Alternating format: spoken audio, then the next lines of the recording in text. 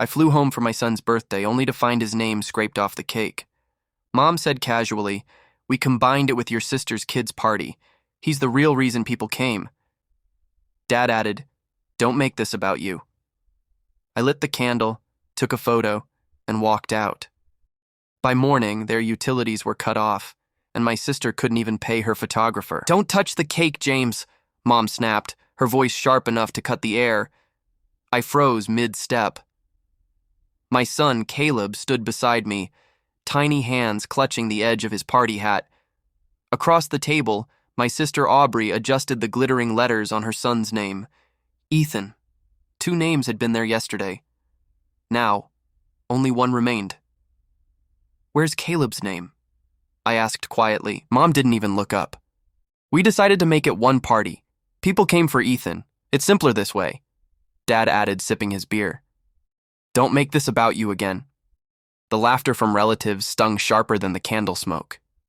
Caleb looked up at me, whispering, "Did I do something wrong, Dad?" I smiled faintly, hiding the tremor in my hand as I lit a single candle.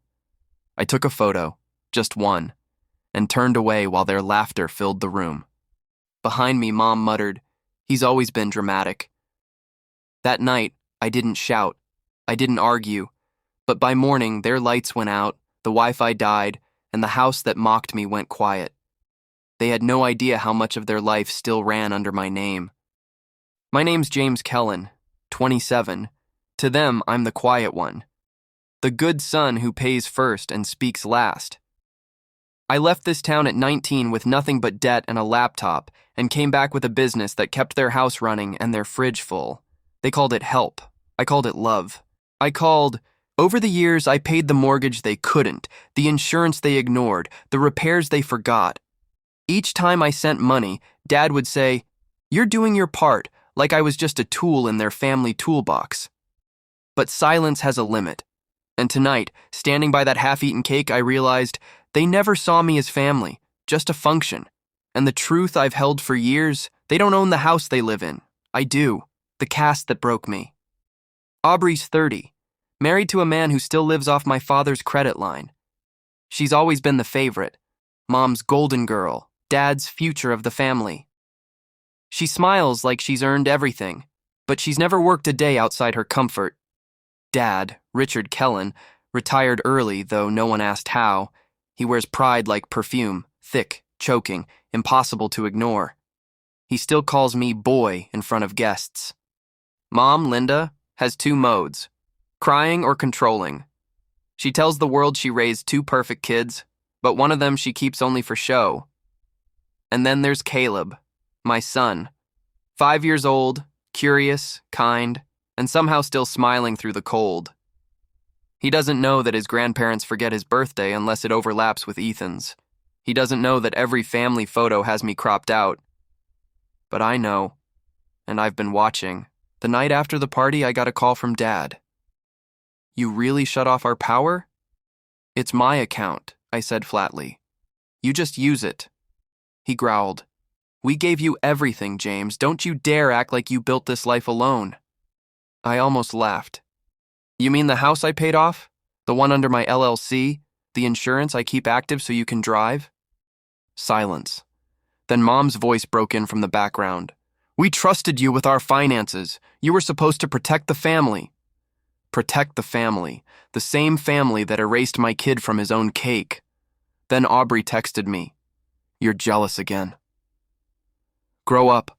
Attached was a picture of her son smiling with my son's candle. My reply was simple. "You shouldn't post that. You'll need the money soon." She didn't understand what I meant, yet, but she would. 2 days later, I showed up unannounced. The house smelled of candle wax and bitterness. Aubrey was pacing, Mom crying, Dad pretending nothing was wrong. "James," Dad said coldly, "you can't just control everything." "I don't," I said. "You just rely on me for everything." Aubrey jumped in. "You think money makes you better? You're pathetic. You couldn't stand that people love me more." I looked at her calmly. "No, Aubrey. I couldn't stand that people believe you deserve it." The silence cracked like glass. Mom whispered, Don't speak to her that way. I turned to her. You mean the daughter who sold the land I bought in your name? Without asking? Dad's face drained of color. He didn't know. She had used my funds to cover her husband's failed business 3 years ago. They thought I'd never find out, but I always knew. 3 summers ago, I was standing outside the hospital holding 2 bills, Dad's surgery and Caleb's preschool fees. Mom had said, "Your father needs you more right now. The boy can wait." I chose Dad. I always chose them. That night, I slept in the hospital chair, paid every expense, and told myself they'd finally see me. When Dad woke, he didn't say thank you. He said, "You're finally being useful." And Aubrey? She came with flowers and left with Dad's credit card. I remember sitting in the parking lot, staring at the rain hitting the windshield, realizing, some families don't love you for who you are. They love you for what you can pay for. And I paid for everything. Until tonight. Back in the present, Aubrey snapped, "You think we owe you because you're rich?" I pulled out a folder and dropped it on the table. Not owe, own. Inside were deeds, receipts, and accounts, all under my name, the house, the cars, even the family trust fund Dad bragged about at every barbecue. Mom's voice shook. Why would you? To protect what I earned, I said, from people who'd rather spend than stand beside me. Aubrey's husband tried to speak, but I cut him off. I transferred the mortgage out of your reach 6 months ago. When you used Caleb's college fund to buy that boat, I noticed. Dad slammed the table. You spied on us? No, I said softly.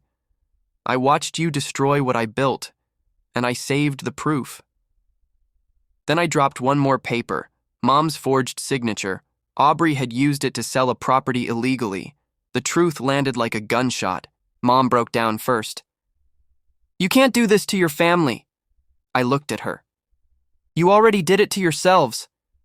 Dad shouted something I didn't hear. Aubrey tried to defend herself, her voice cracking with guilt, but all I saw were years of me standing in the background, invisible, useful, quiet. I stepped closer to the door, the folder under my arm. I gave you all my silence, I said, calm and cold. Tonight, I give you the truth, Aubrey's husband muttered. You'll regret this. I looked at him and smiled faintly. I already did, for years. Then Caleb's small voice came from the hallway, sleepy and innocent. Dad, can we go home now? That word, home, never sounded so clear. We drove away in silence. Behind us, the house lights flickered, then went black again. Their accounts were frozen, the trust dismantled. Everything they'd used to keep me in their shadow was gone. Caleb fell asleep in the back seat, clutching his toy car. I looked at him through the mirror and whispered, You'll never have to earn love the way I did. The next morning, my lawyer called. The property is fully yours now. Do you want me to serve the notice? I said, No. Let them find out on their own. Some revenge doesn't need a headline. It just needs silence. Months passed. They never called. I didn't expect them to. But one day, a letter arrived. Mom's handwriting, shaky and half-smeared. It read, We didn't realize how much you gave until you stopped giving. At the bottom, a line, We miss Caleb. I folded it carefully and placed it in a drawer, not out of forgiveness, out of closure. Now, when I light candles for my son's birthday, his name stands alone, not shared, not erased, just his. For the first time, I don't carry their weight anymore, and that's the kind of peace money can't buy. If you were in my place, and would you forgive them, or would you walk away forever? Tell me in the comments, what would you do if your family erased your child's name and still expected your silence? Like if you believe silence doesn't mean weakness. Subscribe for more real, raw stories, where pain becomes power.